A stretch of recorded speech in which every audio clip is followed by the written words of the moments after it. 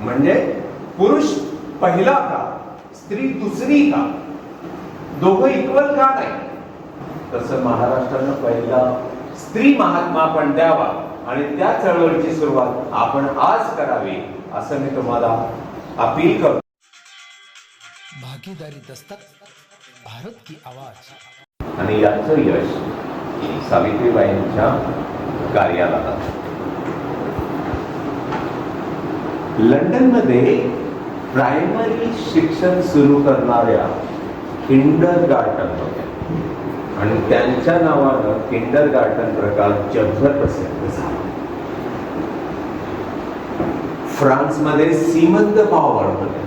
सीमन the power who wrote a book and that was published in 1960, too much later after Savitribai Phule, and that was translated into English and which brought a revolution in the thinking.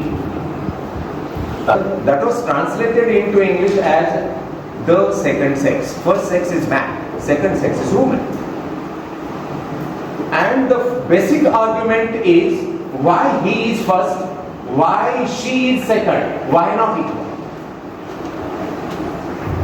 म्हणजे पुरुष पहिला का, स्त्री दुसरी का, दोघं equal का नाही?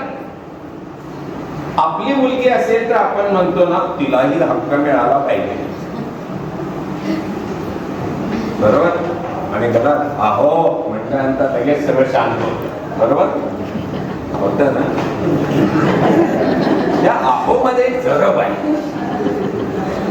मग तो कोणीही असो आहो लगेच पडत जात. तर हे सावित्रीबाईंचे यश. पुण्यासारख्या मराठी संस्कृतीच्या माहेरघरात विद्यापीठाला सावित्रीबाईंचं नाव मिळणं हे सावित्रीबाईंचे यश. आणि मग आपला बीएनएनचा विचार काय आहे? अध्यक्षीय भाषणात मी तुम्हा सर्वांना एक अपील करेन. आपण आपल्या राज्यपाल